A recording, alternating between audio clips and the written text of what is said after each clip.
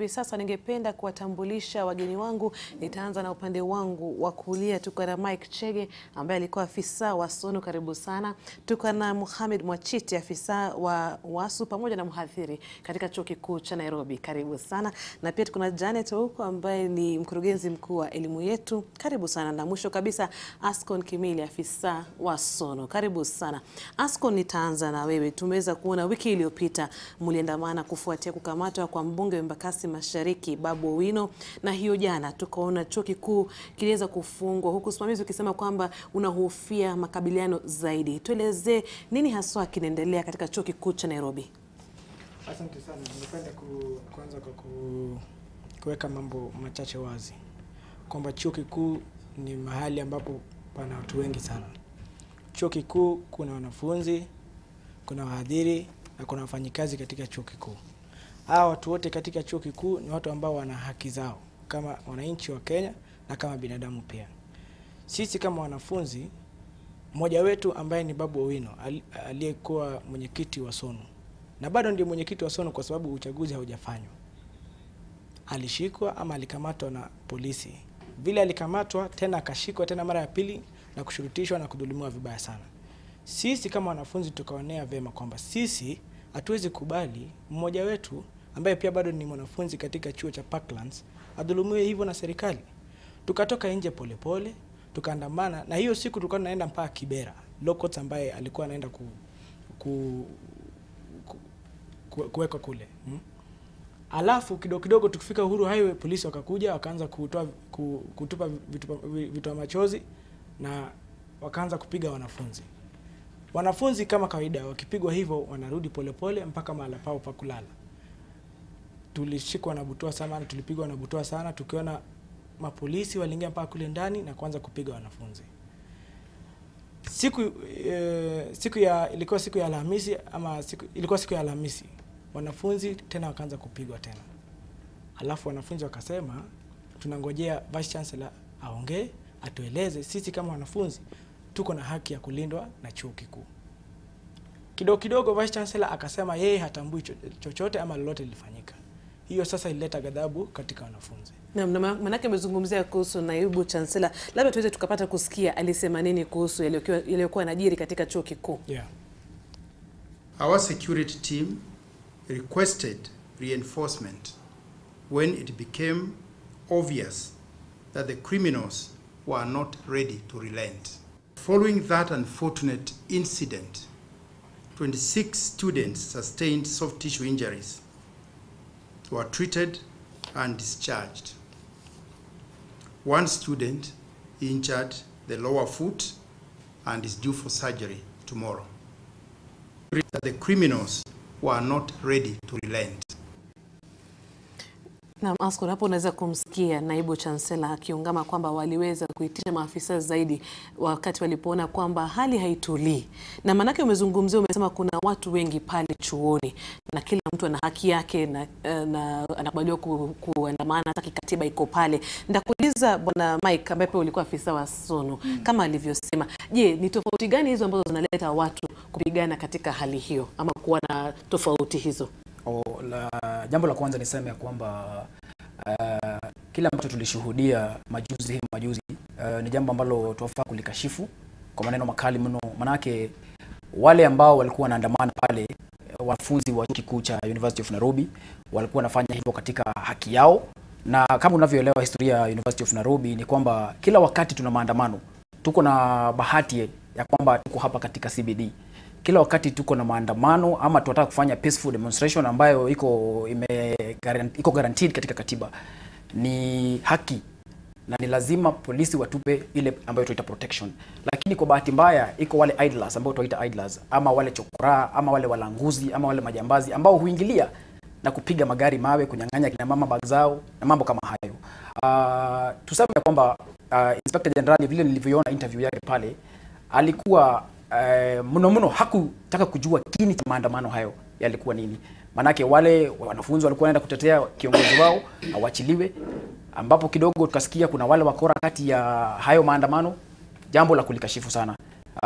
Kile nitasema wanasiasa katika period hii ya campaign ni it's obvious wakati kwa wakati wanaingilianga kutumia wanafunzi pia wako na haki yao ya kuunga mkono wale ambao wanataka kusupport katika national elections, manake wengi ni over 18 wako na zile identity cards za kuvote. Ni jambo la huzuni sana kuona mwanafunzi ametoka pale na placard zake anaelekea katika barabara express his own democratic right, halafu polisi wanakuja wanatupa vile machozi, wanakloba au wanaingia mpaka kwa halls of residence, something that is very very shameful. Maana wengi pale uliona kina dada wanafanyishwa frog marching ambao walikuwa katika vile vyumba vyao vya kusoma kudurusu, wengine walikuwa pale kwenye vyumba vya malezi wakiingililiwa na vituo machozi na silaha na polisi na ukali mwingi mno, jambo ambalo hawakuwa wanatarajia, wengine hata hawakuwa wanaelewa kile ambacho kinaendelea pale. Kwa hivyo la muhimu zaidi ni kukashifu hilo jambo ambalo lilifanyika na Inspector General wa polisi na pia Vice Chancellor katika ile hatua yake ya kufunga, kusema waende nyumbani, kufunga indefinitely chuo kikuu cha University of Nairobi. Pia tutazungumzia hilo swala la kufungwa kwa chuo hicho, lakini ningependa sasa kumwalika Janet. Amezungumzia hapa akisema kwamba kila mtu pale ni mtu mzima na wako na haki na labda nataka wewe uzungumzie kuhusu swala la siasa katika chuo kikuu cha Nairobi. Ndio kila mtu akona haki, lakini kwa hivi sasa na hata tukipoanza kipindi ulisikia kuna mwanafunzi mmoja akisema siasa haipaswi kuingizwa hapa. Siasa sasa inaathiri masomo katika chuo kikuu cha Nairobi. Nafikiri mimi nikitazama kama mshikadau sasa wa elimu, nitasema kwamba kuna tofauti kubwa sana kati ya vile ambavyo sisi tulisoma wakati ule na wakati wa sasa. Na ni kueleze kwamba mimi mwenyewe nilikuwa katibu mkuu, mwanamke wa kwanza kuwa katibu mkuu katika vyuo vya umma. Kwa hivyo nilikuwa gangari sana wakati nilikuwa katika chuo hata sasa bado huko. Lakini niseme kwamba na sina samahani yoyote, lakini niseme kwamba tunaona kuna utoto mwingi sana katika uongozi wa wanafunzi. Ninasema nini ninachosema hivyo? Ndio kila mwanafunzi ambaye yuko katika chuo kikuu yuko huru support pande hii ama pande ile nyingine. Lakini viongozi wa chama, tuseme kwa mfano viongozi wa SONU, ni hao wako na jukumu la kushield siasa za kitaifa zisije zikapenetrate katika mambo yao. Manake wakati huo ambapo tunaongea ni lazima kila student leader aelewe ya kwamba, na hata wanafunzi wote waelewe ya kwamba majukumu yao mandate ni ipi, na ni majukumu yao kuipa yule university picha ambayo ni nzuri katika nchi yetu na hata internationally. Lakini mambo mengi niseme kwamba uongozi wa Nairobi University umekuwa donda sugu, sio tu katika masuala ya kuchangia katika kuonyeshana jinsi ambavyo katika nchi yetu uongozi katika vyuo vikuu umedhoofika, bali ni katika kuchangia kuonyeshana kwamba katika vyuo vyetu vikuu hakuna kusoma ambako kunaendelea. Maana tungesikiza mwanafunzi mmoja anasema katika mwaka mzima hawajasoma. Ni vizuri kama wanafunzi ambao wako katika chuo kikuu waelewe kwamba kuna kitu kinaitwa future. Wakati unapoenda kwa mfano wakati kama huu, fikiria kuhusu employer ambaye amekaa pande ile nyingine. Wanafunzi wako USIU wanaendelea kusoma, wako Daystar wanaendelea kusoma na mambo kama yale. Hiyo haija kuzuia wewe kuhusika. Lakini nasema vipi? Nasema kwamba ndio maana nilianza kusema kwamba kuna utoto mwingi, manake hawajaweza. Siku zetu tuliweza kuhusika. Nakumbuka tukihusika katika mageuzi na nini, lakini unahusika katika capacity yako. Lakini sio kwamba wewe ni chairman wa SONU kwa mfano, kwa hivyo wewe unatumia chuo nzima umepata pesa maybe ili unataka kuonyeshana kwamba wanafunzi wote wana support mlengo huu. Unapofanya hivyo, jua kwamba wewe mwenyewe umeanguka katika. Basi wakati wenyewe unasema hamko mnaegemea upande wowote. Sisi manake nilipomsikiza, nilisikiza akisema kwamba Babu Owino alidhulumiwa. Ninatafuta na nimetafuta hata katika mitandao statement yoyote kutoka chuo kikuu cha Nairobi SONU kukashifu maongeo ya Babu Owino mwenyewe. Manake hayakuwa maongeo ambayo yako na utu uzima sana, lakini unapata kwamba hawatakashifu jinsi ambavyo wamenena, lakini wako quick sana kukashifu jinsi ambavyo. Niseme kwamba hata katika activism, manake hata leo mimi nafanya activism, ni lazima ukue objective sana hata kama msomi. Manake the advantage ya universities ni kwamba tunaona ni kama ni wasomi. Kwa hivyo kuna kitu ambacho tuna expect. Hatu expect wa behave kama wale ambao wako kule vijijini ambao ukipewa 100 ama upewe 1000 basi wewe umepiga ngoma. Hapana, chukua hiyo 1000 lakini angalia masuala yote na yatie katika mizani. utoke kwa streets ndio manake ni right yako, lakini weka maneno ambayo hata yakitazama yatasema kweli wanafunzi wa Nairobi University kabla hawajaongea hatuwezi jua mtazamo ni yupi, lakini hatuwezi sema hivyo kwa sasa. Kwa hivyo sasa hatuwezi tukasema. Mohamed Mwachiti, wewe ni afisa wa UWASU na pia ulikuwa kiongozi wa viongozi. Labda usijui na yapi ya kusema kuhusu jinsi Janet alivyosema kwa sasa ukiangalia uongozi wa SONU umeweza kudhoofika sana. Wakati wenu ulikuwa vipi na je, shida iko wapi? Ni uongozi ama usimamizi wa chuo kikuu cha Nairobi kwa hivi sasa? Swala ambalo tunalizungumzia kwa siku ya leo, kwa upande wangu ningesema kwamba ni tatizo ambalo lilitokana na kitendo kilichofanyika usiku wa tarehe 28. Kama tunavyojua wanafunzi, kwa sababu hata sisi tulikuwa wanafunzi, tulikuwa tunajihusisha hata na masuala ya kitaifa. Tulikuwa tunahusika hata wakati wa Sabasaba, wakati wa kupigania vyama vingi, ambavyo mfumo wa vyama vingi umesaidia nchi yetu kwa sasa na kila mmoja anafurahia. Na wanafunzi tulikuwa katika mstari wa mbele katika kupigania kitendo kama hicho kifanyike. Lakini kitendo kile ambacho walikuwa wanafunzi andamana siku ya Alhamisi ni kwamba kwa upande wao, mmoja wao, kwa sababu tusimwangalie tu Baba Owino kama mwanasiasa, Baba Owino bado ni mwanafunzi. Sasa kwa upande wao waliona kama mwenzao mmoja anadhulumiwa, na ndio maana walijitokeza. Lakini tunavyojua wanafunzi ni kwamba wanapoachwa waandamane kwa amani, wakimaliza maandamano hayo hurudi katika mabweni yao na wanaendelea na masomo. Kile kitu ambacho kilitushangaza ni ile dhulma iliyotendeka ambayo ndio iliadhabisha wanafunzi na kusababisha sasa ielekee mwelekeo ule mpaka chuo kufungwa. Lakini maandamano kwa wanafunzi ni kawaida. Wakati ambapo wanaona mmoja wao anaona anadhulumiwa, wao kuandamana, na kama wangepatiwa nafasi waandamane kwa amani, sidhani kama tungefikia mahali tulipo. Lakini tunaona jana chuo kilipokuwa kinafungwa, sababu kuu waliotoa ni kwamba walikuwa wanahofia makabiliano zaidi kati ya pande hasimu mbili. Kama mhadhiri, umeweza kushuhudia hayo miongoni mwa wanafunzi wako? Kwamba kusema kweli kama Janet alivyosema, lazima tukubali kwamba siasa imeingia pale ndani. Kulingana na kwa sababu na hata kuongezea tu baadhi yao pia walikuwa wanasema wanataka naibu chancellor Peter Mbithi aweze akaondolewa. Baada ya kitendo hiki kufanyika, hata mimi niliweza kuzungumza na wanafunzi kuwauliza kwa nini mambo yanaenda hivi. Na wengi wao ambao nilizungumza nao ni kwamba kile kitendo cha kikatili cha unyama cha tarehe 26 ndio kiliweza kusababisha kwamba sasa chuo kiweze kufungwa. Kwa sababu ni ukweli kwamba kama wanafunzi wangeendelea kukaa pale kungekuwa na makabiliano zaidi. Kwa sababu wanafunzi wengi walidhulumiwa. Kuna wanafunzi ambao nimezungumza nao wamenieleza wenzao walidhulumiwa, wanaume walinajisiwa. Na wamenambia vijana karibu 6 hivi walinajisiwa. Kuna wasichana ambao walinajisiwa. Na naona katika video hata kuna mahali ambapo wamelazwa chini, wasichana wanatengwa na kuzungushwa kupelekwa mahali vichani, ambapo ilikuwa katika bweni la Chiromo. Unajua Chiromo upande ule ni mto na Riverside ngambo ile. Kwa hivyo kama askari walikuwa wanawatoa wale wasichana na kuwapeleka kule mtoni, si kwamba walikuwa wanaenda kuvua samaki. Kwa hivyo vitendo vile ambavyo vilifanyika siku ile ndio ilikuwa sababisha wanafunzi kughadhabika, na kweli kungekuwa fujo zaidi. Nimeongea nao wengi na walikuwa wanasema tulipofika sasa tuko tayari, heri kufa, kwa sababu kama mwanaume unaweza kunajisiwa na mwanaume mwingine, heri kufa kabisa. Sasa wakati wanajitolea namna hiyo, ujue kungekuwa na fujo zaidi. Kwa hivyo hata kufungwa kwa chuo kumesaidia. Anasema kufungwa kwa chuo kumesaidia, lakini naomba niingilie kidogo. Mwanzo nataka nieleze wananchi kwamba naibu chancellor wa chuo kikuu anafanya makosa sana kuita wanafunzi wake criminals. Wanafunzi ambao wewe mwenyewe umeona kuwa wanapigwa, ukiwa wamelazwa chini, wengine pia wanasema wamenajisiwa. Alafu unatokea wazi na kusema ni criminals. Na kama ni criminals, anafaa kuwa anajua nani ni criminals. Juzi kulikuwa na list fulani ilikuwa inaenda kwenye social media wakisema hawa ni criminals, eti wamekuwa expelled ama wamefukuzwa katika chuo kikuu. Nataka nieleze kwamba hiyo list ni ile ya maandamano ile ya mwaka mmoja ilipita. Na hiyo list wale ambao wako pale ndani wengine hata wako ngambo saizi. Na naibu chancellor anasema hawa walikuja ndani ya chuo na kushurutisha wanafunzi, wengine kwa rape wengine wenzao.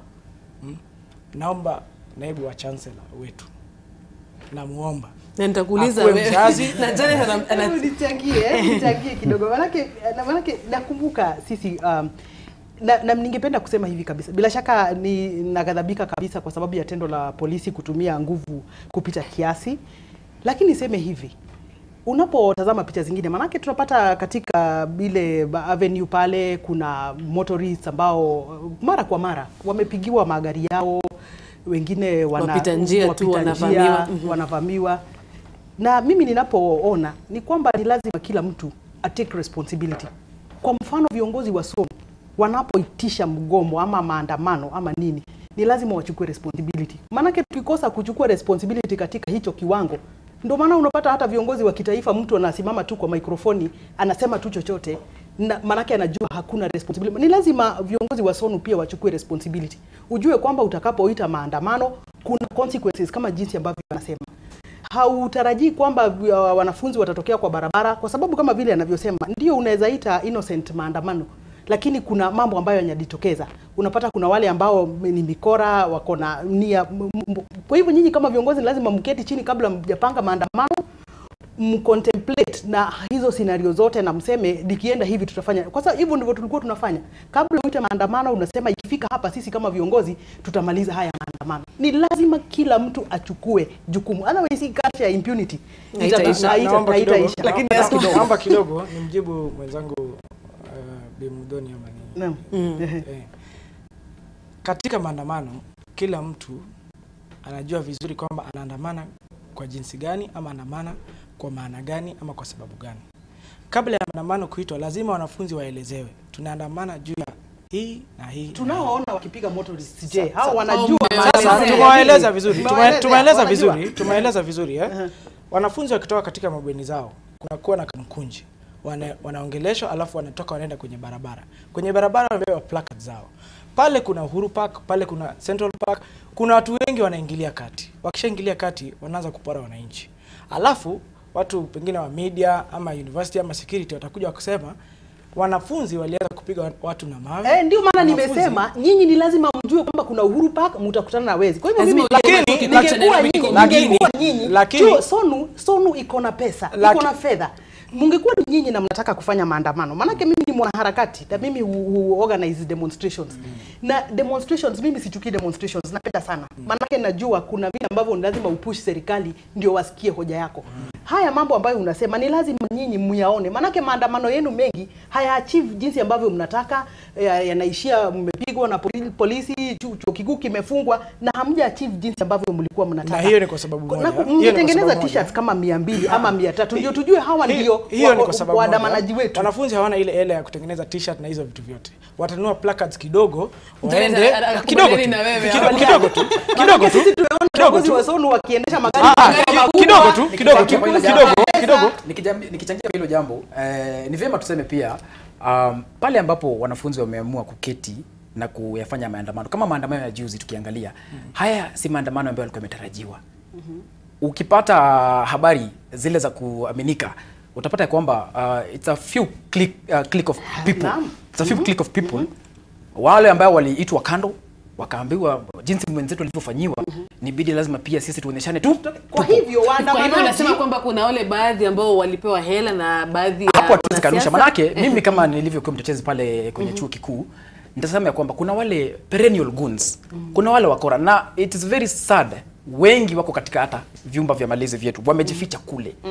Na university hata wale matron pale kwenye zile hostels wanajulikana. Some of them are perennial, wamekuwa pale mwaka nenda mwaka rudi. Na hata tunavyofanya campaign tukijaribu kubadilisha sura ya siasa za wanafunzi inakuwa ni very difficult, kwa sababu wale wana demand hela, wana demand kununuliwa pombe, wengine wana demand kununuliwa madawa ya kulevya. Ni mambo ambayo yamekuwa kiadhiri image ya University of Nairobi. Kwa hivyo pia mimi ningependa kuomba viongozi wa SONU wale ambao wako kwa sasa waweze ku make sure these people are flushed out of the university, ndiposa tuinue sura yetu kama SONU. Manake wale pia nyinyi mnapoendea vile viti kama vya mwenyekiti, katibu mtendaji, ama the other portfolios, it's important for you to notice also ya kwamba hawa wao katika uongozi wenyu ndio watakuja kuwa derail kuachieve zile sera ambazo mlikuwa nazo, na baada ya mwaka moja wanaanza kusema fulani must go, fulani must go. Wanapoteza mwelekeo. SONU lazima pia wanapofanya maandamano yao, let us remember the objective. Tukumbuke ile objective ambayo yatupeleka pale kwenye barabara. Ndipo sasa tusikue na hizi clashes za polisi saa zote. Tumeona madaktari, tumeona wahariri, tumeona nurses wakifanya maandamano very peaceful, very organized, na at the end of the day wanatimiza lile agenda ambalo walikuwa nalo pale kwenye barabara. Na mnafikiri ulikuwa unadhani kusema wahadhiri, si wahadhiri. Wahadhiri ni editors. Wahadhiri. Muhammad, nitakuuliza wewe, maana wewe ni afisa wa WASU na pia mhadhiri pale katika chuo kikuu. Na awali najua swali langu hukujibu lile la wanafunzi kuwa katika mirengo ya kisiasa. Na amezungumzia swala hapa la ubadilishaji wa pesa katika vyuo vikuu. Kama mhadhiri, unafanya nini kuhakikisha kwamba wanasiasa hawatumii wanafunzi wa chuo kikuu cha Nairobi? Sasa tukizingatia kama alivyosema iko katikati mwa jiji la Nairobi, hivyo basi ni karibu kuwafikia. Unafanya nini kuhakikisha kwamba wanasiasa watumie ile fursa kuleta migawanyiko miongoni mwa wanafunzi na hata kusitisha masomo? Kwangu mimi ilikuwa jambo la kushangaza kulisikia, kwa sababu wakati wetu tukiwa wanafunzi hatukuwa na mambo kama hayo, na kitu ambacho kulikuwa kinatuunganisha pamoja ilikuwa inaitwa comradeship. Na hata ungeenda popote town, hata wewe uko upande wa River Road na uwe na shida na ushout comrade, kukiwa kuna mwanafunzi yoyote kule wa university walikuwa wanakuja kukusaidia. Kwa hivyo hatukuwa na ugawanyiko wa kisiasa kwamba watu wako mrengo huu. Hatukuwa na tofauti zozote za kisiasa. Na ndio maana mimi nimeshangaa kusikia kuna mambo kama hayo yanayoendelea katika vyuo vyetu, kwa sababu ni jambo ambalo hata mimi sijawahi kulifikiria. Kwa sasa unasema kama mhadhiri hujasikia kabisa. Hakuna kitu kama hiyo. Sijalisikia. Hakuna kitu kama hiyo. Sijalisikia. Naomba na hata mimi hata wakati napoingia darasani, kwa sababu wakati mwingine hutengeneza vile vikundi vya wanafunzi ambao wanafanya research na kwa watafanya presentation, na mimi huambia wazi vikundi vyangu haviwi kulingana na mrengo wa siasa. Kwa hivyo natumia ile class list, kama naweka watano nachukua number 1 namweka group 1, number 2 group 2, nikimaliza wale 5 wa kwanza narudia wale 5 wa pili na allocate namna hiyo. Na wanafanya kazi, sijawahi kusikia kwamba kuna shida kwa sababu ya mirengo ya kisiasa katika grupu zao Nakubaliana. Ni jambo ambalo hata mimi limenishangaza kwamba kuna mambo kama hayo ambayo yanatendeka. Nataka nikubaliane na yeye na nieleze wananchi wa Kenya kwamba katika University of Nairobi hakuna mrengo wa Jubilee, hakuna mrengo wa NASA. Wanafunzi wote hata kwa sasa unasikia wote walikuwa na adhabu sana. Wanataka kutoka nje, wanataka kuandamana. Sio kwa sababu ya mwanasiasa fulani. Mwanasiasa fulani wachache walikuwa wameandamana, wakatoka wamebeba vibango wakaenda Kibera wakapigwa. Kile ambacho kinaleta maandamano katika University of Nairobi, ama kwa sababu gani University of Nairobi ilifungwa, ni chancellor ama vice chancellor kuita watu GSU katika university na kuwapiga wanafunzi. Hiyo ndio ilileta ghadhabu kwa wanafunzi, sio maneno ya siasa. Huko utaona kuna kijana wa Jubilee, kuna msichana wa NASA wanaongea juu ya siasa na wapigani. Sasa sitaki wanasiasa waingie ndani na waseme eti kuna mwanasiasa fulani, niseme Babu Owino. Babu Owino rafiki yetu, ni chairman wangu mpaka wa sasa. Akinipigia simu aniambie mimi bwana mnaacha na dhulumiwa hivi na menyamaza tu. Mimi tena niambie wenzetu naomba ni kweli sikatai tulia kidogo. Sikatai wanafunzi walijitokeza kujieleza kwamba mmoja wetu anadhulumiwa. Sio makosa, tuko na haki ya kusema na kueleza wananchi wa Kenya. Mmoja wetu ambaye pia ni mwanafunzi kama sisi anadhulumiwa. Tuko na haki. Lakini kila wakati, ngoja niulize swali. Kwa nini kila wakati wanafunzi mnajitokeza kutetea kama ni mambo ya siasa yanayoendelea humu nchini? Mbona tunaona wanafunzi wa chuo kikuu cha Nairobi wakijitokeza na kusema hakuna vitabu vya kutosha katika maktaba yetu, na wahadhiri pia wanagoma, masomo yetu yamesitishwa, tunataka kurudi shuleni? Mbona tunaona mkijitokeza? Naomba niseme hapo it's not as accurate vile unasema. Kwa sababu juzi hapa ma lecturers wa Kigoma, yeye akiwa mmoja wa watu wa UASU, unajua vizuri kwamba wanafunzi walijitokeza, sivyo? Na walipiga maandamano kubwa sana hapo mbele ya Uhuru Highway na University Way. Shida ni moja. Lakini maandamano hayo yakakuwa ya amani. Mbona lakini wakati shida ni moja. Wakati ambapo wanafunzi wanaletewa GSU, kwanza ile kuvaa nguo rasmi ya GSU ni tisho, ama ni tisho yenyewe kwa wanafunzi. Ile kubeba ile rungu kuja kupigana na mwanafunzi, hiyo yenyewe ni tisho kwa mwanafunzi. Sasa ile step ya vice chancellor kuita GSU, kawaida GSU akishakuja tear gas, wanafunzi watarudi katika mabweni, wengine kwa library. Hiyo ndio sababu wengine walipatikana katika library, kwa sababu wale ambao wanaandamana wataingia ndani ya town, wale ambao wanaandamana watarudi katika mabweni. Lakini sasa unapata GSU waliingia mpaka prefab 4. Napata IPOA wanasema hizo video ama kanda hizo ni fake sana. Ni bandia. Lakini mimi kama student wa engineering ambaye nimeishi prefab 4 kwa mwaka wangu ya kwanza, najua kwamba prefab 4 iko University of Nairobi. Mimi najua kwamba ADD building iko University of Nairobi kwa sababu mimi ni student wa engineering. Alafu IPOA inakuja kutuambia hiyo kanda ni feki. Alafu vice chancellor mwenyewe anasema wale ambao walipigwa walikuwa criminals, na anaona GSU ambaye hata hawezi soma anaenda anaambia wananchi ama students wa architecture wa 60 wamsome, usiposoma sawa anakupiga. Yeye ni kama nani? Kwani yeye ni Najua. Sasa hiyo lazima wananchi wajue vizuri kwamba sisi kama wanafunzi tuko na haki yetu, kwa sababu sisi tunapiga kura kila mwaka 5. Tunapiga kura na tunataka tujue kwamba nchi yetu inaelekea wapi kiuchumi na even in governance.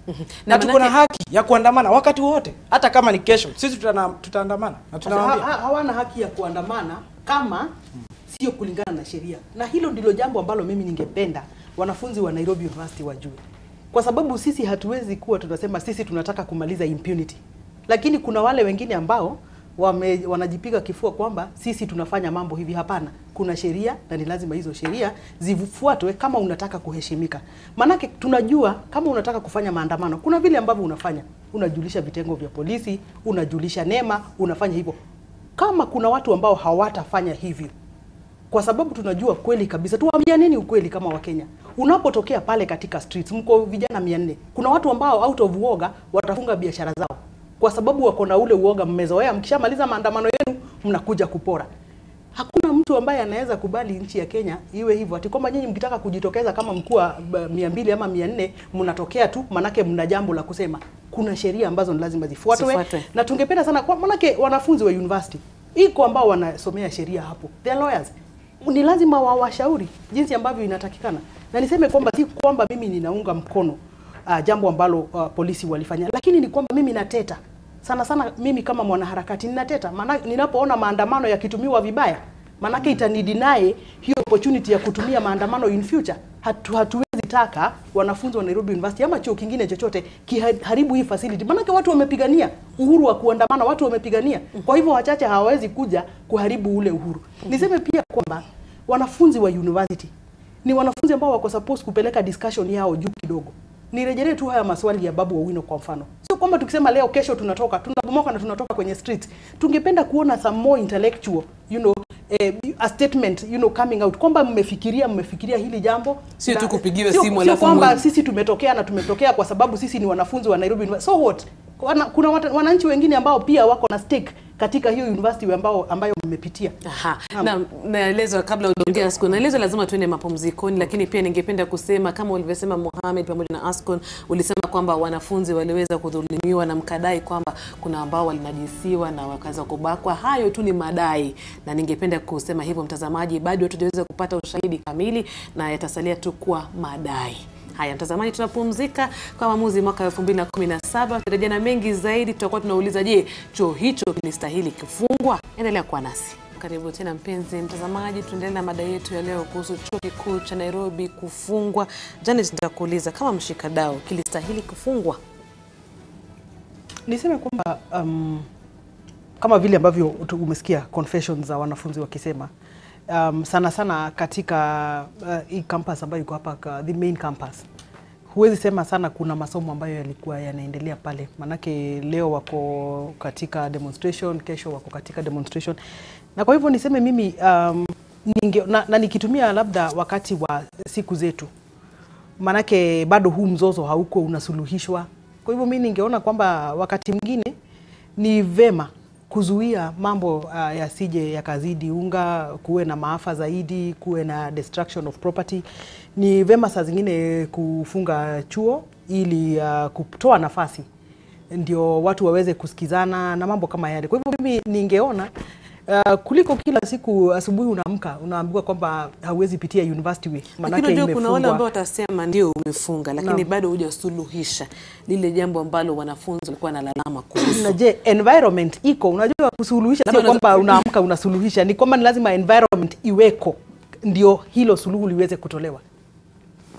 Nikichangia kidogo kuhusu hilo jambo, niseme ya kwamba tuligadhabishwa mwanzoni pale ambapo chuo kikuu kilitangazwa kwamba kitafungwa indefinitely.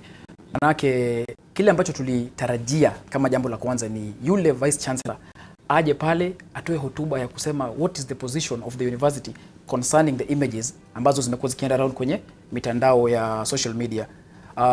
Cha pili ni ya kusema kwamba the indefinite closure ya university ya chuo kikuu pale iliathiri wanafunzi wengi tofauti. Maanake kuna wale ambao walikuwa wanangoja kugraduate pale mwishoni mwa mwaka, kuna wale ambao hawana hata ile hela ama nauli ya kurudi pale manyumbani kwao. Ijapokuwa ile environment imejaa kwenye university, ni ile environment ya tension. So hata wale sana sana wanafunzi wa kike hawana usalama wao, wanahofia hata kwenda madarasani. Wanajiuliza, je, tukienda pale madarasani wale jamaa tena watukute yale aliyoshuhudiwa tena watatupata hapa. Kwa hivyo ni vyema ambavyo walikifunga chuo, lakini kile ambacho tulitarajia zaidi kuona ni ya kwamba Vice Chancellor angetoka pale na ile hotuba yake, aseme position yake kama Vice Chancellor. Yeye ndio afisa mkuu mtendaji pale. Yeye na maoni yake ama ile University Council wameonelea vipi na upelelezi utafanywa vipi na kwa haraka ipi tupate haki kwa wale ambao wamedhulumiwa. Tumepata ripoti ya kwamba hata maybe pengine kuna yule mwenzetu mmoja ambaye alifariki. Ni ripoti ambayo hatuwezi tukadhibitisha. Ambayo ni jambo ambalo kwa hivi sasa tungependa kupata maoni kutoka kwa watazamaji pamoja na wale ambao wanatazama kwenye runinga, wanaweza kupiga simu na baadaye kidogo tutarejea na mhadhiri atuelezee njia mbadala za kuweza kutatua maandamano na mzozo katika chuo kikuu cha Nairobi. Nimrod? Jena, makweli maoni ni mengi tu kutoka kwa watazamaji, wengi wakiwa wanafunzi vile vile. Tunaanza na Don Bosco hapa. Anasema kufungwa kwa chuo ni jambo la kusikitisha sana kwangu kama mwanafunzi, kwani chuo hicho ndio suluhisho pekee nafikiri kwa maisha yake. Boniface Kinaro naye anasema anaunga mkono kufungwa kwa chuo, usalama wa wanafunzi na mali ya chuo ni muhimu. Jimmy Mule anasema it was yani kwa Kiswahili haikuwa na haja ya wanafunzi kuagizwa kwenda nyumbani. Tumezoea maandamano na vitisho vya aina ya masuala ya kijeshi ama makabiliano dhidi yetu wanafunzi. Kevin Vodoti naye anasema ni vyema pia kufungwa kwa chuo hicho ili kuwaruhusu wanafunzi kwenda kujipumzisha na kufuta dhana ya jinsi walivyokabiliwa na maafisa wa GSU. Elijah Itatu naye anasema ndio wanafunzi wangekuwa na shughuli, hawangekuwa na wakati wa kukimbizana na polisi. Sasa watulie nyumbani mpaka wajue walienda shule kusoma. Diki Odhiambo naye anasema mimi sioni haja ya kufunga chuo kikuu kwani sio suluhisho la matatizo. Mwisho hapa ni Were Kevin anasema mbona GSU waingie kwenye madarasa, nafikiri alikuwa akimaanisha kisha kututoa kule. Jengo hili, kumbuka hata waadhiri na wafanyikazi walipigwa. Ni baadhi ya maoni ya wanaotutazama katika mitandao, wengi wao wakiwa wanafunzi. Naam, shukrani sana ni Mtabu, na naelezwa tayari tuko na mpiga simu Margaret. Hello Margaret. Hello Margaret, endelea changia mada yetu ya leo, uliza swali lako. Niko salama nashukuru. Nafurahishwa sana na mada umeleta. Asante. Changia mada yako ya leo. Bila niko hivi. Bila niko hivi, nashukuru huyu mama huyu. Anaongea maneno yananiingia kwa moyo wangu sana. Kwa sababu niseme hivyo. Mimi mzazi ninajiwatisha, ninalala njia, ninauza hata shamba, nauza hata ng'ombe. Mtoto wangu amepita ile chuo kikuu. Na mtoto wangu anaenda kufanya maneno sasa ile niliona kwa TV ile. Ninashangaa. Kwa sababu askari hawezi tu kuja kutoa watoto kwa shule aanze kutandika kama wajaenda mgomo. Na wanapogoma hivyo, ni mimi ninawasumbua. Kwa hivyo hata chuo kikuu kufungwa, mimi naona ni sawa kwa sababu hawataki masomo, wanataka kwenda kwa barabara na wanawaacha ile madarasa tuliwatuma kwa hao. Sasa kama mimi shoshode ndio naniona hivi. Mimi shoshode naanguka na wajukuu yangu. Alafu niona anafanya vitu sasa ni hao watoto wanafanya kwa TV. Hii ni maneno mbaya sana. Mtu kama babu wengine huyu, mtu akufikiria upata mwema kwa mtoto mzuri, lakini babu huyu kila sana weka watoto ya watu maandamano kila saa. Sasa yeye kwenda kutukanana huko, inahusu nini wewe ndio ulikuwa kwa darasa? Na asante sana Margaret, tumeweza kupata na Asko nataka ujibu, na kuna wazazi wengi wako nyumbani na kama ulivyosikia akisema ameuza shamba. Wazazi wengi wanajinyima sana kutuma watoto wao, na hata katika mtandao wa Twitter kuna mmoja hapa anasema yeye ni mwanafunzi na anategemea wahisani kuweza kumsomesha, lakini kila wakati kunakuwa na maandamano ambayo hayanihusu, na nasema nasikia uchungu sana.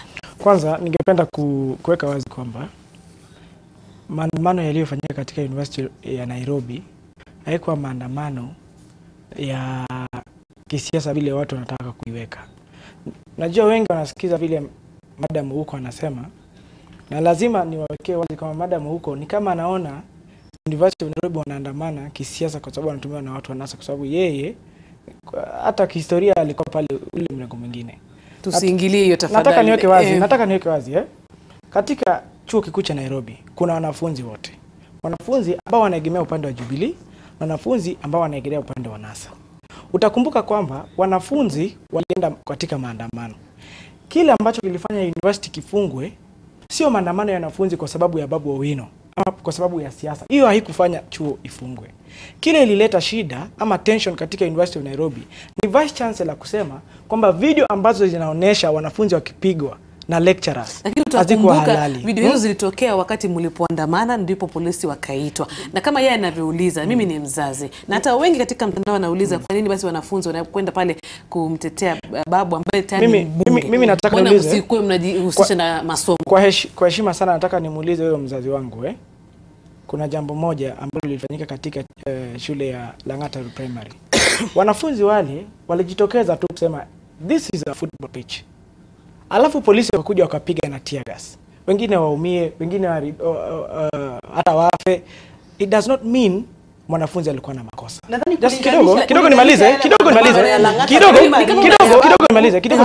Kidogo nimalize. Hapa juzi katika slam ya Nyalenda ulipata afisa wa GSU wamerusha tear gas pale. Wanafunzi wakaumia. Vile vile katika chuo kikuu cha Nairobi, wanafunzi huwa wanaandamana kwa amani sana. The moment wataona GSU amekuja akiwa amevaa nguo zake rasmi, alafu abebe ile bakora yake, alafu arushe tear gas, wanafunzi wataanza kukimbia huku na kule. Wengine wataingia katika madarasa.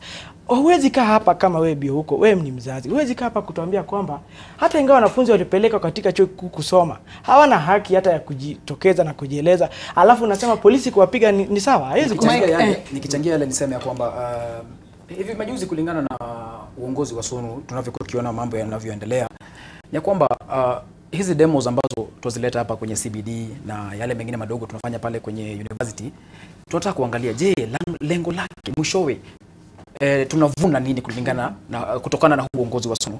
Ukirudi pale miaka ya nyuma utapata miaka ya kina James Aggrey Orengo, ukiangalia kina Kabando, ukiangalia Paul Mwite, hao jamaa tunaweza kuona kujivunia matokeo ambayo walijihusisha katika siasa za kitaifa.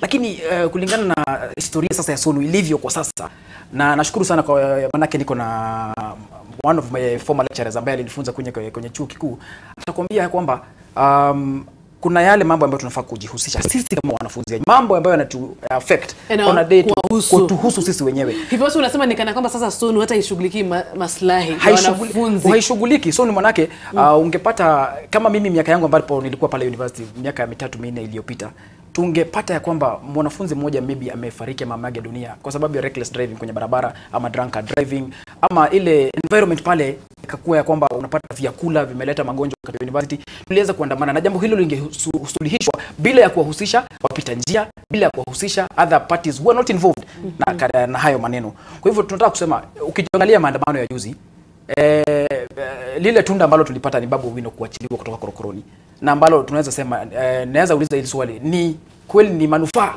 kwa society sisi wote Babu Owino kuachiliwa pale na wanafunzi kwa jumla? Na sasa ukiangalia wale ambao victims ambao waliumia, ile effect upande wa wanafunzi kuumia na university kufungwa na nini, kile ni chuo ambacho tunafaa kufunza wanafunzi watoke pale na great ideas, wawe viongozi wa leo na kesho.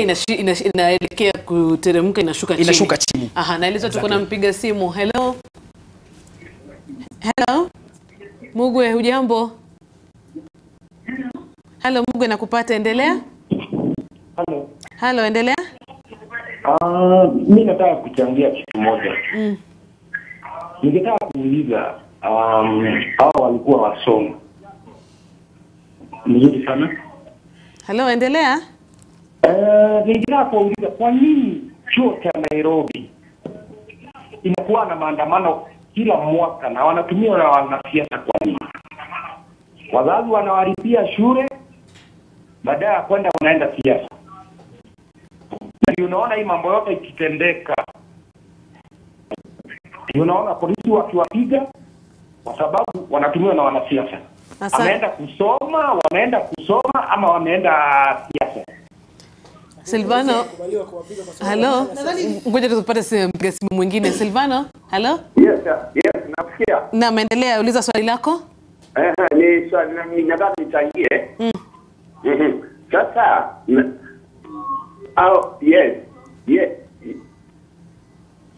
Hello? Yes, nafikia. Endelea. Habari yako? Niko salama, endelea. Sawa. Na Silvano tumeweza kumpoteza. Mohamed, nitakuuliza wewe alivyouliza. Kwa nini wanafunzi wako wanadaiwa kutumika na wanasiasa? Mimi ningetaka kusema kwamba ni jambo la kushangaza. Unajua Kenya kila kitu kinaelekezwa upande wa siasa tu. Lakini nikifuatilia vile maandamano ya juzi yalivyotokea, sana maandamano ya siku ya Alhamisi, sikuona kama yalikuwa yameingizwa siasa. Wanafunzi walikuwa wamejitokeza kulalamika kwamba vile mwenzi wao walivyotendewa sio haki. Na ingekuwa vizuri kama mshukiwa mwingine yeyote awe atatendewa haki kama wengine. Lakini Mohamed, nitakukatiza maana ndio unavyosema ni kana kwamba hutaki kukiri ama ni jambo. Lakini tukiangalia hata kwa upande wa Sunu na Janet alikuwa amezungumzia hapo wale. Hata tukiangalia kampeni zenyu, mnakuwa na mabango, mnatumia magari makubwa. Hizo hela mnatoa wapi? Ndio nataka kueleza. Na Mike anacheka maana alikuwa pale Sunu. Tueleze tu ukweli bayana. Nilitaka kumalizia hii nilikuwa nazungumzia mwanzo. Kwamba tukiweka siasa sana mara nyingi inatufunga macho, tunakosa kuona kiini hasa. Kwa sababu mwanzo tujiulize kazi ya polisi hasa ni nini?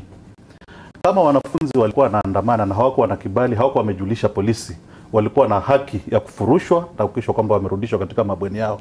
Hapo mimi sina tatizo. Lakini ukweli ni kwamba wale waliodhulumiwa hata hawakuwa waandamanaji.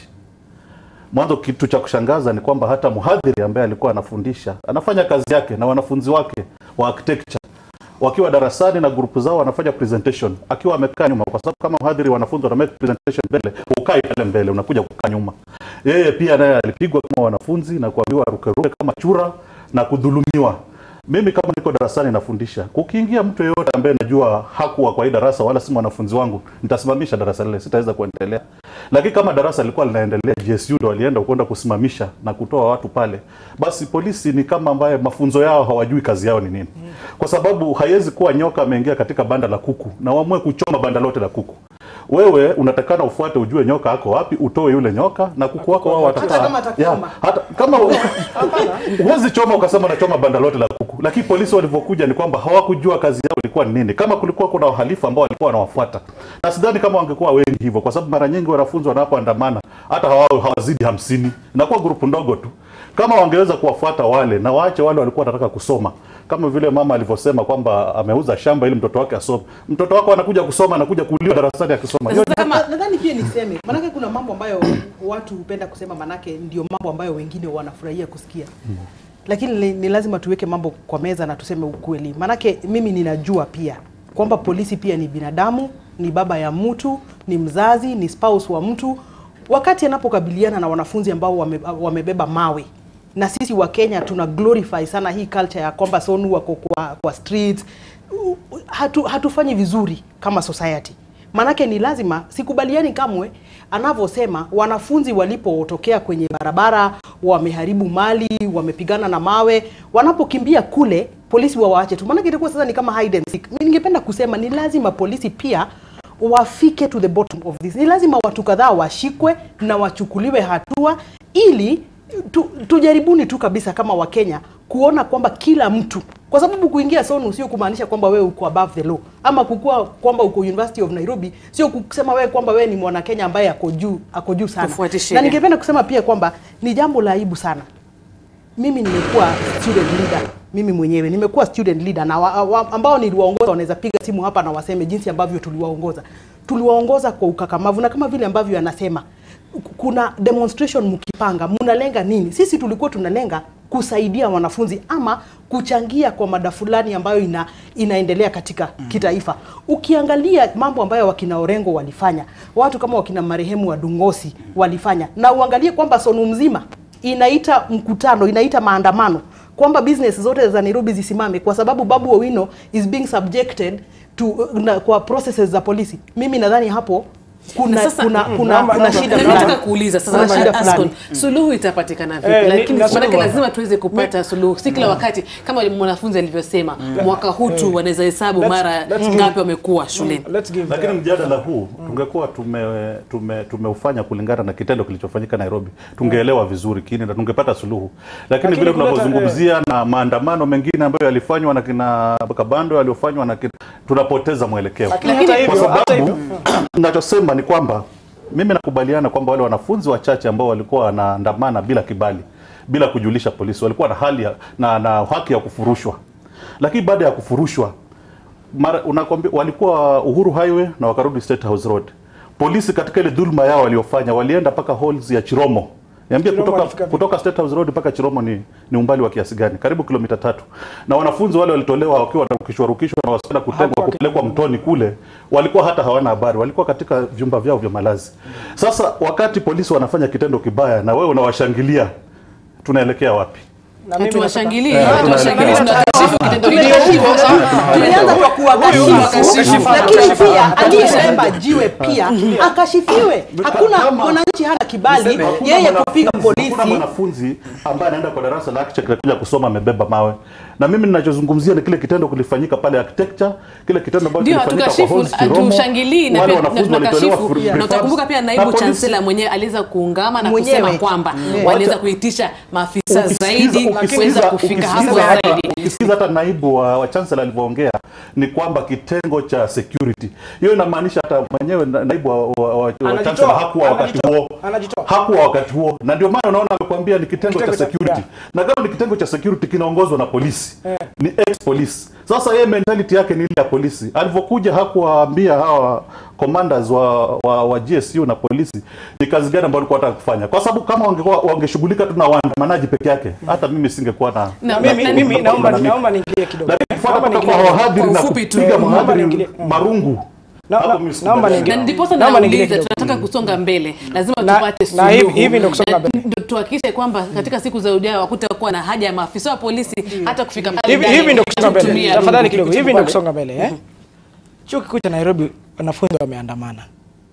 Wanaandamana kwa sababu ya mambo mawili matatu ama jambo moja. Yeye kama vice chancellor alivyokuwa akifanya ile vice chancellor mwingine, atatafuta ni nani na nani wanaandamana. Kwa sababu wanafunzi wote wanajulikana.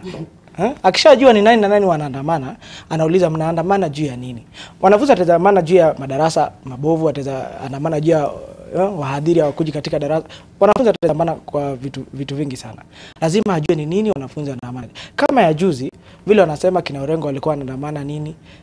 Wanafunzi walijitokeza kuandamana juu mmoja wao akipigwa. Angeuliza nini lifanyika.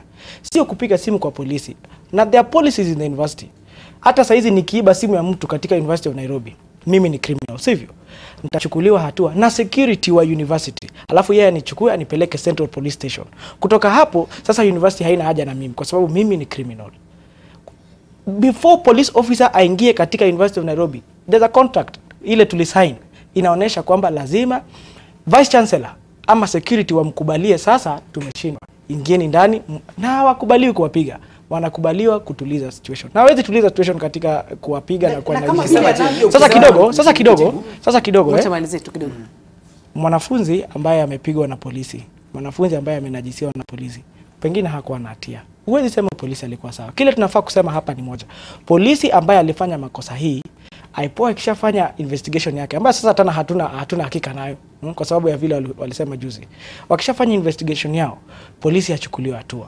Wale wanafunzi ambao walipiga na walinajisiwa, vice chancellor lazima madai. Lakini kuna video zinaonyesha walipigwa. Wale ambao walipigwa, vice chancellor lazima hatoke, aite wazazi wao, aite wanafunzi wenyewe. Wengine lazima wafanye hiyo counseling. Kwa sababu kama wasichana aliona watu wakipigwa hivi kwa hiyo darasa, chairman wa department akipiga mwanafunzi hadi mheshimu tena, lazima aende pale aongeleshe. Sio kusema wanafunzi walikuwa wanaandamana kwa sababu wao ni criminals ambao walikuwa wanaibia watu, polisi waingie wawapige. Na bio huko na kuomba wewe kama mzazi fikiria juu ya hiyo. Jibu kwa kifupi anisema ya kwamba jinsi ya kusonga mbele ni muhimu kwanza tuelewe pale tuko kwa muda wa miaka 4 ama 7, miaka 7 wale wa engineering na medicine na hizo faculties zingine, lakini vizuri tuelewe ya kwamba wanafunzi tunapoingia katika chuo kikuu ni kipi ambacho kimekupeleka pale.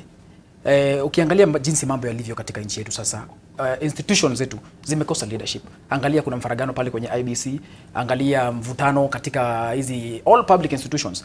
Mvutano manake zile njia ambazo tunatumia diplomacy imekuwa ni kama sasa haiwezi fanya kazi, lazima tuinue mabango kila siku, lazima kuwe na vita. Na mimi ndio nitaomba wale wenzetu wadogo ambao wako pale katika university ama wale ambao wanakuja, jinsi tunavyoingia pale, unajua ni masomo ndio jambo la kwanza kupeleka pale. La pili kuna muungano wa wanafunzi waitwa SONU na hiyo miungano mingine ya university tofauti. Kama tumeenda pale ku exercise leadership ama kutengeneza zile leadership skills zetu pale, ni muhimu tuelewe ni yapi ambayo tunalenga tunapofanya maandamano yetu, tunapofanya mikutano yetu, hata pale tunapo campaign. Maana ukiangalia hata jinsi ambavyo tuna campaign na siku hizi hapa, unapata walevi wamejaa kwenye mabasi, kwenye magari ambayo hata haya observe traffic rules. Unapata wengine wamepiga, wamerob off motorists. Hatujui kama ni wanafunzi ama si wanafunzi. I think Inspector General mkuu wa polisi anaweza tukujibu hayo, kwa sababu kuna zile CCTV ambazo ziliinstoliwa na pesa ya hivyo. Basi unasema tu kwa ufupi, lazima wawe na nidhamu na wajue kile, lazima wawe na nidhamu. Lakini jambo la pia tungependa kuuliza IPOA alifanya kwa haraka ni uchunguzi, maana hatuwezi endelea polisi pia nao, hata kama ni walinda usalama, waendelee jinsi ambavyo walitekeleza kile kitendo pale katika university. I believe ile katiba pia inakupatia freedoms but with limits and restrictions. Yeah. Naam, na kuna picha moja ambayo mwelekezi kwa hivi sasa natumai kwamba unaweza kuicheza picha hiyo, wageni pamoja na watazamaji wakaweza kuiona.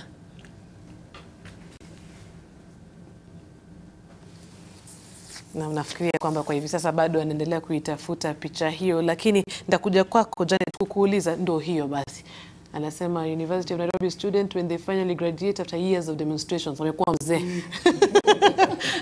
Aliingia labda akiwa na miaka 21 lakini anamaliza akiwa unavyoona. Na Janet nataka kuja kwako kukuuliza sasa athari za chuo kufungwa. Utaanza kwanza alafu twende kwa mhadhiri. Na mimi najua vizuri sana, kwa sababu hata unaponiona nikiongea hapa wakati mwingine comrade mwenzangu hapa anaweza ona ni kama labda si support wanafunzi, lakini mimi nataka kumueleza kwamba mimi nimekuwa pale. Mimi nilikuwa Secretary General wa MUSO, na wakati ambapo mimi nilikuwa Secretary General wa MUSO, mimi niliweza kufukuzwa miaka 5 kutoka kwa shule, na mimi nilikaa nje hiyo miaka yote. Kwa hivyo mimi ninaelewa. Na katika miaka yao tuseme kwamba wakati mwingine ndipo niliweza kusema ni vizuri chuo kikuu kijihusishe na programs ambazo zitawasaidia kukua katika uongozi.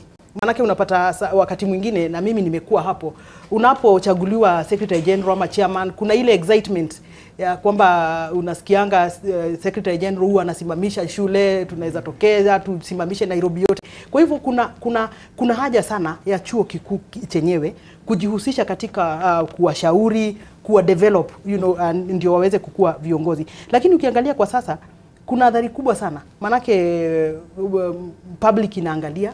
Kuna wale employers ambao tayari wamesha make up minds zao kwamba wanafunzi wa chuo kikuu cha Nairobi ama vyuo vikuu vya umma, na hizo discussions zinaendelea. Unapoenda katika interview unasikia ni kama kwamba mtu anaona ni kama nyinyi hamkusoma jinsi ambavyo inatakana, na hiyo ndio shughuli ambayo organization kama SONU inafaa kujihusisha nayo, ili ile hadhi ya Nairobi University kama kile chuo kikuu ambacho sisi tunakijua, tungependa kwamba wajihusishe na kuhakikisha kwamba hiyo hadhi imetunzwa.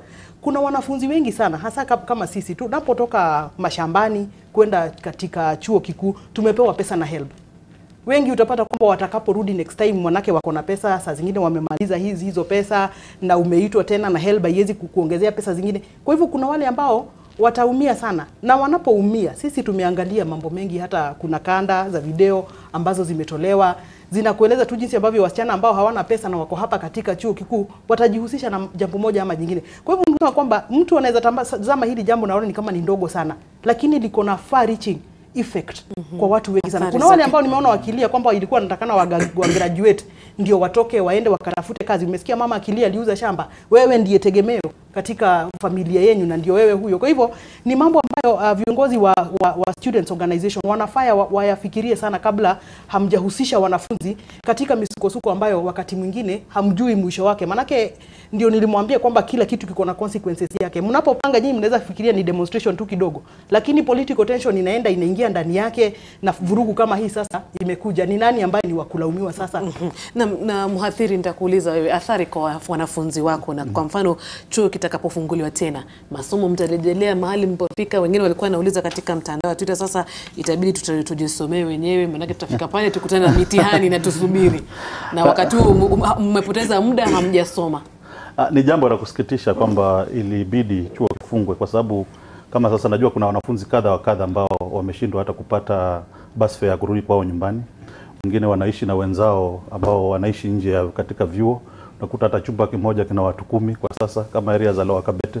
Wale wanafunzi ambao hawezi kusafiri kurudi kwao nyumbani, wale wa module 2 wale wanajilipia ambao wamekodisha nje, wameweza kuwapatia wenzao nafasi ya malazi. Kwa hivyo hata wanakaa karibu watu 10 katika chumba kimoja, na wengine walikuwa wamekuja wamefanya shopping. Jambo la aibu ni kwamba polisi walipoingia pale na kupiga wanafunzi wengine walikuwa hata na siku moja.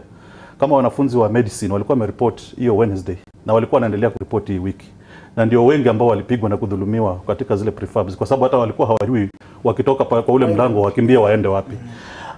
Lakini kama ilivyo desturi ya university ni kwamba ikifungwa, tutakaporudi tutaendelea pale tulipokuwa tumeachia. Shida ni kwamba jana pia chama chetu cha UASU kilipeana ilani ya siku 21 kwa sababu ya mishahara ile ambayo tulikuwa tumejadiliana, tukakubaliana, na pia hiyo itaweza kuathiri masomo. Kwa hiyo pia itaathiri masomo kwa sababu ilani inaisha tarehe 25, lakini kwa sababu tarehe 26 ni siku ya uchaguzi, haitaki kuichanganya na uchaguzi. Kwa hivyo UASU ikaamua itaongeza siku zingine 7. Mgomo utaanza tarehe 31. Sasa kama wewe kama mhadhiri unahisi vipi kwamba natumai pia unaweza hesabu siku ambazo umeweza kufika? Unajua kama mhadhiri kuna wakati unakaa hivi na unasema ningependa kufundisha wanafunzi wangu wakawa watu kama hawa nini, na ukiangalia hali ya masomo kwa ujumla inaathirika. Sisi nia yetu mwanzo ni kuhakikisha kwamba wanafunzi tumewafundisha na wamepata elimu ile inayostahili na wameweza kufuzu kulingana na wakati unaofaa. Lakini shida ni kwamba wakati pia sisi wenyewe tumeingia katika makubaliano na serikali nayo haitilii mkazo makubaliano yale.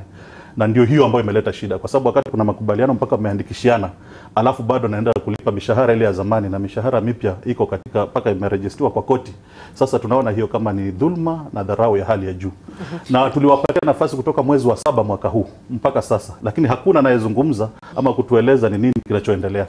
Na mnaeleza manake muda unaweza kutupa kisogo tu, mtatupa tu maneno yenu ya mwisho kuhusu swala letu la leo. Tulikuwa tunazungumzia kuhusu Chuo Kikuu cha Nairobi kufungwa. Ascon Kimili, afisa wa SONO, Kamili. Haya, kamili kabisa. Umeweza kusikia jana alivyosema na wengine hapo walivyosema. Tunataka kujua tu kusonga mbele sasa baada ya hapa, maneno yako ya mwisho kidogo before niseme vile tutasonga mbele. Mhadhiri amesema kwamba hao pia wana mgomo wao. Na nataka nieleze wale ambao wanasema University of Nairobi watu wanaandamana kila siku. Sio kweli. Pengine wanafunzi wameandamana leo, lakini kwa huu mwaka maandamano ya wanafunzi imekuwa ni mmoja tu. Zingine zote zilikuwa maandamano za daktari. KNH campus ilifungwa kwa sababu hakuna lecturers wa Kenyatta National Hospital. Hapa tena kutakuwa na main campus itafungwa. Lakini wanafunzi wakiandamana siku moja, kila mtu sisi tunaandamana kila siku. Hiyo sio kweli. Sisi tukiandamana tunaandamana kwa sababu tumeona serikali na dhulumu mmoja wetu. Na bado tunaandamana. Lakini sasa ya mwisho, suluhu ya shida ya University of Nairobi ni moja. Wanafunzi wanaona Vice Chancellor hasimami nao na tumeandikishana chini tukiwa na shida asimame nasi. Yeye anasema sisi ni criminal. Sasa wanafunzi wamegadhabika na wamesema wewe Vice Chancellor, the University Council iko na capacity na manake unazungumzia naibu chancellor ambaye yuko hapo kuweza kujitetea. Sawa, lakini ningependa tu kamilishie hapo alafu tutapata fursa ya kuweza kusikia sauti yake. Naeleza muda umetupa kisogo, nataka tu Janet azungumze na wengine. Mimi kwangu ningeomba sana wasimamizi wa vyuo vikuu wajihusishe sana katika kusaidia the student leaderships, na ili wanaweza wa sponsor ili waweze kukomaa katika masuala ya uongozi. Lakini pia nihimize wanafunzi kwamba kuna sheria kama vile ambavyo wamesema kwamba chuo kikuu kiko na sheria, hata nchi si ambao tunaishi huku nje kuna sheria kwamba unapotaka kuandamana ni lazima sheria fulani zifuatwe, na zisipofuatwa kuna consequences zake. Kwa hivyo ili tuweze sisi wote kukuza culture ya kuhakikisha kwamba sisi wote tumeadhere to the law, itakuwa ni muhimu sana. Mike, kwa wanafunzi labda ambao wanaingia katika uongozi wa vyuo vikuu wakitarajia labda kufika katika siasa za kitaifa. Kwa maoni yangu niwape maarifa ya kwamba tuangalie pale kileleni, tuangalie nchi hii mahali ambapo ipo na pahali pengine ambapo ingekuwa kama kungekuwa na ile leadership ambayo tunaitarajia. Kwa hivyo wale ambao wanaingia kwenye SONU, rafiki yangu akina Ashko hapo, muende pale na ideas, zile issue ambazo zinahusisha wanafunzi, na kama kuna jambo ambalo linahusu nchi kwa jumla, tuchangie in the matter of utmost respect, in a manner of with utmost respect, na ndipo tuweze kupata at least ideas ama leadership, young leadership all the way from the universities mpaka hapa kwenye national platform. Asante Mohamed. Mimi changu ninachoweza kusema ni kwamba kuendelea mbele, kwa sababu si ni demokrasia changa sana. Ni muhimu wakati pengine kuna matatizo kama haya, viongozi ambao wanasimamia wanafunzi na viongozi ambao wanasimamia vyuo vikuu wao wataweza kukaa pamoja na kujadiliana. Mimi nimekuwa katika uongozi wa wanafunzi na mimi najua mara nyingi viongozi wa wanafunzi wakiongea na wanafunzi wenzao husikiza. Lakini wakati unapoleta mtu ambaye si kiongozi wao na kujaribu kuweka maneno ambayo pengine hawakubaliana nayo inakuwa shida. Lakini hata yale yanayozungumzwa na viongozi wao kama mbeleni walikuwa hawakubaliani nayo, wakielezewa wataelewa. Kwa hivyo consultation ni muhimu, wanafunzi, viongozi wa wanafunzi na administration wakae pamoja, na ingekuwa muhimu mwanzo ifanyike hivyo kabla hata wanafunzi hawajaitwa tena katika vyuo. Ndio hata wanafunzi wakirudi wao wataweza kuzungumza na viongozi wao na waambiwe mambo tumejadili mwafaka, mwelekeo ni huu, ili hata wale ambao walikuwa wamedhulumiwa waweze kuchukuliwa process ambayo watahil, itaweza kuwasaidia. Ndio waweze, kwa sababu kama hata chuo kifunga hata kama ni miezi 6 vile ninavyojua wanafunzi, kwa sababu nimekuwa mwanafunzi kwa miaka mingi, ni kwamba hata wakae miezi 6 na warudi, lakini hakuna mazungumzo ya aina hiyo, bado wataleta shida tu na tutakuwa hatujajisaidia. Naam, bila shaka tunatumai kwamba suluhu litaweza kupatikana. Mtazamaji, imekuwa mada ambayo inaathiri kila mmoja wetu, na kwa hivi sasa ningependa sana kuwashukuru wageni wetu kwa kuweza kufika kwenye studio zetu za NTV na kuzungumzia swala hili ambalo bila shaka kama ulivyokuwa wapiga kura kila mmoja anasema anaathirika. Kufikia hapo natamatisha maamuzi mwaka 2017 na Ngweri. Kwa heri.